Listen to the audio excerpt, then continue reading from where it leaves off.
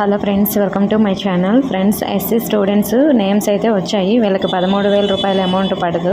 అలాగే మిగతా క్యాస్ట్ వాళ్ళకి మాత్రం 13,000 పడుతుంది. సో దాని గురించి కొన్ని డీటెయిల్స్ ఈ వీడియోలో చెప్తాను. వీడియోని అయితే అక్కడ స్కిప్ చేయకుండా వినండి.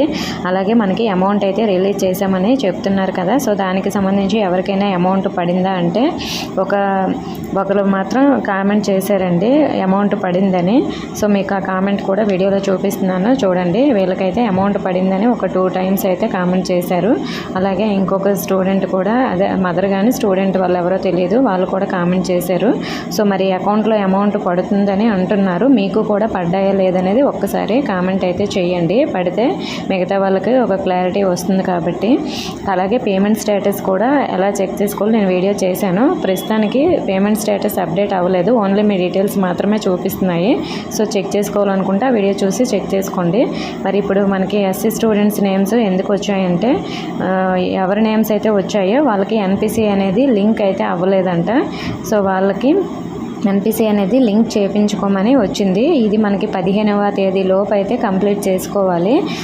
మరి వాళ్ళ నేమ్స్ వచ్చాయో లేదనేది సచివాలయంలో మాత్రమే తెలుస్తుంది. సచివాలయం వెల్ఫేర్ అసిస్టెంట్ని అయితే అడగండి.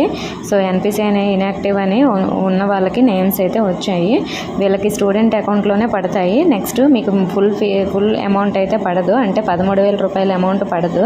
ఎందుకంటే మీకు సెంట్రల్ గవర్నమెంట్ నుంచి కొంత అమౌంట్ అనేది వేస్తున్నారు కదా, సో ఆ అమౌంట్ కట్ చేసేసి మిగతా అమౌంట్ బ్యాలెన్స్ అయితే మీకు వేస్తారు. అంటే ఇప్పుడు మీకు సెంట్రల్ గవర్నమెంట్ అమౌంట్ అనేది 4,000 పడింది అనుకోండి, స్టేట్ అమ్మఒడి మాత్రం ఓన్లీ 9,000 పడుతుంది. ఇలా ఒకవేళ మీకు సెంట్రల్ గవర్నమెంట్ నుంచి 6,000 పడింది అనుకోండి, స్టేట్ అమౌంట్ 7,000 పడుతుంది. ఇలా ఎస్సీ స్టూడెంట్స్కి మాత్రమే పడుతుంది. ఎస్సీ క్యాస్ట్ కాకుండా మిగతా క్యాస్ట్ వాళ్ళందరికీ కూడా 13,000 రూపాయల అమౌంట్ మాత్రమే పడుతుంది. 2,000 రూపాయలు ఎందుకు కట్ చేస్తున్నారో ఆల్రెడీ మీకు తెలుసు కదా. సో మరి ఎన్పిసి అనేది మీది లింక్ అయ్యిందో లేదనేది స్టేటస్ అనేది చూసుకోండి. లేదంటే సచివాలయంలో మీ నేమ్ వచ్చిందేమో అని అడగండి. ఒకవేళ నేమ్ వస్తే మాత్రం ఖచ్చితంగా మీరు బ్యాంక్ అకౌంట్కి, స్టూడెంట్ బ్యాంక్ అకౌంట్కి, మదర్కి కాదు, మిగతా వాళ్ళందరికీ మదర్ అకౌంట్లో పడుతుంది, కానీ ఎస్సీ స్టూడెంట్కి మాత్రమే స్టూడెంట్ అకౌంట్లో పడుతుంది. కాబట్టి స్టూడెంట్ అకౌంట్కి ఎన్పిసి అనేది యాక్టివ్ చేయించుకోండి. మిగతా క్యాస్ట్ వాళ్ళు మదర్ అకౌంట్కి ఎన్పిసి అనేది యాక్టివ్లో ఉండాలి. కొంతమంది ఎలిజిబుల్ లిస్ట్లో నేమ్స్ ఉన్నాయి కానీ వాళ్ళకి ఎన్పిసి అనేది ఇన్యాక్టివ్ వచ్చింది. అటువంటి వారు మాత్రం ఎన్పిసి యాక్టివ్ చేయించుకుంటేనే మదర్ అకౌంట్లో కూడా డబ్బులు పడతాయి. సో సచివాలయంలో ఎలిజిబుల్ లిస్టు, ఎలిజిబుల్ లిస్టులు ఉన్నాయి కాబట్టి ఒకసారి చెక్ చేసుకోండి.